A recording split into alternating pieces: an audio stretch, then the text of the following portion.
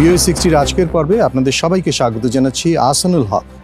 চলুন জেনে নেওয়া যাক আমেরিকার প্রধান কিছু খবর।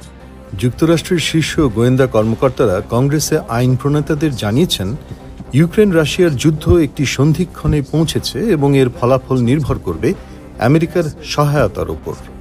হাইতির পুলিশ বাহিনীকে অপরাধ দমনে সাহায্য করতে জাতিসংঘের এক বহুজাতিক বাহিনীর জন্য যুক্তরাষ্ট্র বাড়তি $100 মিলিয়ন দেবার প্রতিশ্রুতি দিয়েছে।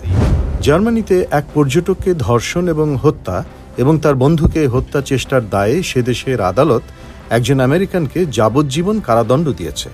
ঘটনাটি ঘটে বিখ্যাত নুশনস্টাইন ক্যাসেলের কাছে। VOA60 আজ এ পর্যন্তই। আহসানুল হক, ভয়েস অব আমেরিকা, ওয়াশিংটন।